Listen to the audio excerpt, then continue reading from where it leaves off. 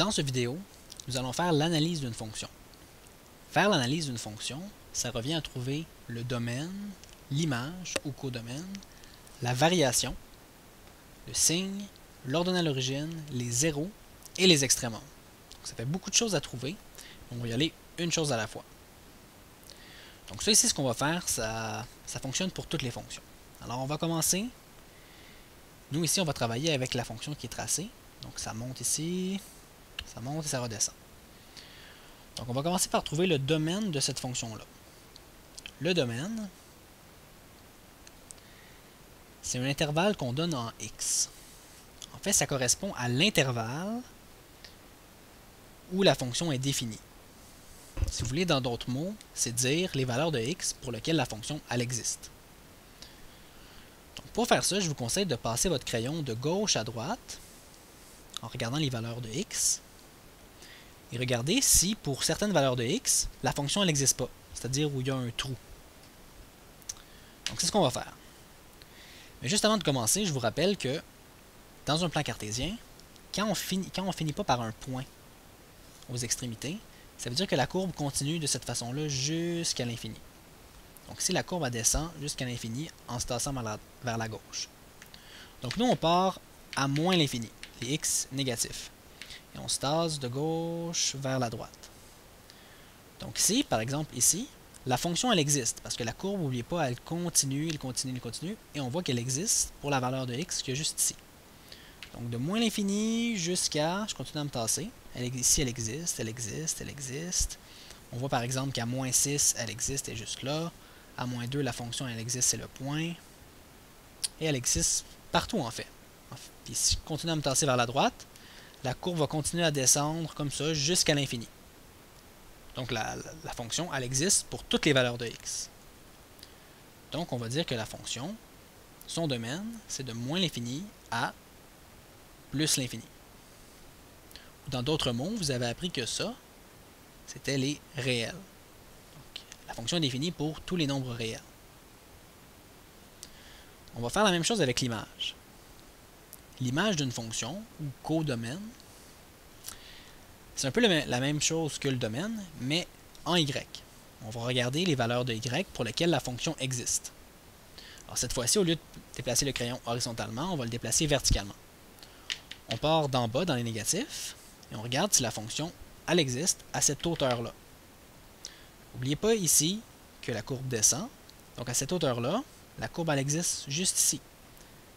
Et lorsque je monte, on voit la courbe, elle existe toujours à gauche, et même elle existe à droite, à cause que la courbe continue à descendre. Donc si la courbe, elle existe partout, jusqu'à ce que j'arrive ici. Parce que si je vais plus haut, là, il n'y a plus de courbe. Il n'y a plus de courbe nulle part. La courbe est en dessous de ce point-là. Donc ce qu'on va dire pour l'image, c'est que la fonction, son image, c'est de moins l'infini. On est parti dans les négatifs, et on a monté jusqu'à la valeur 6, qui est le maximum. On ne peut pas aller plus haut.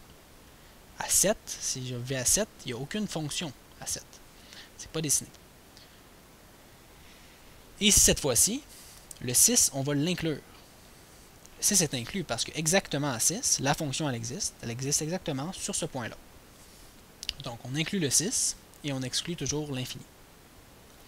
Ça c'était pour le domaine et l'image. Ensuite on peut faire la variation. La variation d'une fonction, c'est donner ses intervalles de croissance, de décroissance et les endroits où elle est constante. C'est ça que je vais écrire. Oups. Croissance, décroissance, les endroits où elle est constante. En fait, j'aurais peut-être dû écrire décroissante et croissante. Donc la variation, on va chercher les valeurs en x, c'est toujours en x qu'on les trouve, pour lesquelles la fonction elle est croissante. Donc on regarde, quand la fonction est croissante, elle est en train de monter. Si on regarde, la fonction est en train de monter ici, elle monte, elle monte, elle monte, elle monte, elle monte, elle monte, jusqu'ici. Là, elle est constante, elle ne bouge plus. Puis elle recommence à monter ici, et finalement elle redescend. Donc nous ici, ce qu'on va donner, c'est les valeurs en x. Donc elle est croissante de moins l'infini jusqu'à ici. Et ici, la valeur en x, c'est moins 6. Donc, elle est croissante de moins l'infini à moins 6. Moins 6 est inclus.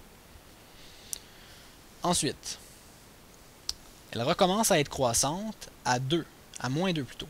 À moins 2, elle est croissante, elle monte jusqu'à 1. Donc, on va dire union, on unit un autre intervalle de moins 2 inclus à 1 inclus. Maintenant, décroissante. On voit que la fonction est seulement décroissante ici. Donc en x, elle est décroissante de 1 jusqu'à plus l'infini. Elle est toujours décroissante après 1. Donc, on va dire qu'elle est décroissante de 1 à plus l'infini. L'infini est toujours exclu. Et finalement, la fonction est croissante, on le voit ici, plutôt constante, de moins 6 à moins 2. Donc inclus de moins 6 à moins 2. Et ça, c'est les intervalles de croissance, décroissance et constance. Ensuite, on peut faire le signe d'une fonction. Le signe d'une fonction, c'est dire encore les intervalles en x pour lesquels la fonction elle est positive, négative et parfois nulle. Mais ici, je ne le ferai pas nul. En fait, c'est si elle est sur l'axe des x. Donc, une fonction est positive si elle est au-dessus de l'axe des x. Donc, ici, c'est positif. En dessous de l'axe des x, c'est négatif. Donc ici, notre fonction est positive, on le voit d'ici jusqu'à ici. Et on donne encore une fois l'intervalle en x. Donc elle est positive de moins 8 à 7.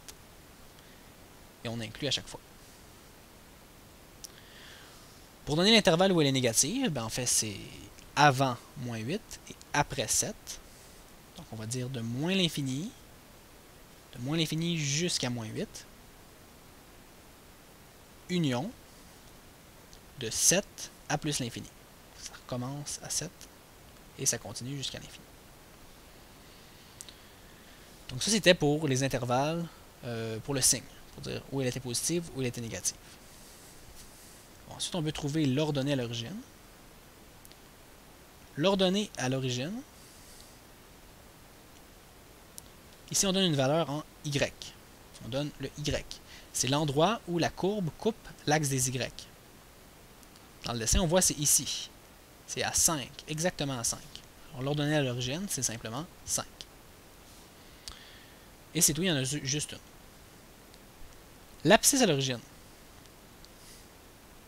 ou les abscisses, des fois il y en a plusieurs, ça dépend, abscisse à l'origine. On appelle ça aussi les zéros. Et c'est l'endroit où la courbe coupe l'axe des x. Donc elle coupe l'axe des x ici et ici. Donc il y a deux endroits.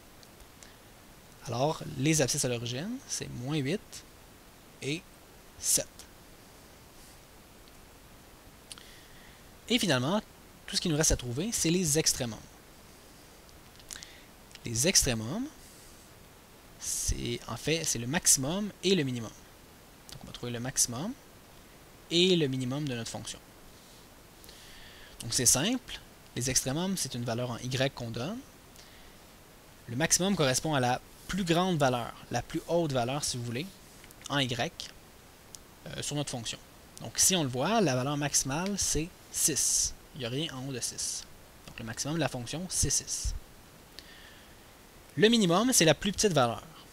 Mais ici on voit que la fonction descend à l'infini, et ici elle descend à l'infini. Donc le minimum, ça serait moins l'infini. Mais l'infini, il n'y a pas de limite, donc on dit qu'il n'y a aucun minimum. Aucun. Et voilà, c'est ce qui complète l'analyse de la fonction. Et c'est toujours la façon que je vous recommande de procéder.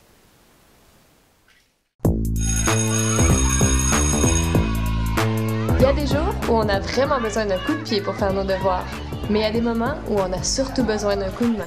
Pour ça, il y a Allo Prof, des enseignants super cool répondent à tes questions du lundi au jeudi de 17h à 20h. Tu peux les rejoindre par téléphone au 1-888-776-4455 ou dans leur cyberclasse sur alloprof.qc.ca. Et la bonne nouvelle, c'est que c'est gratuit. Profites-en!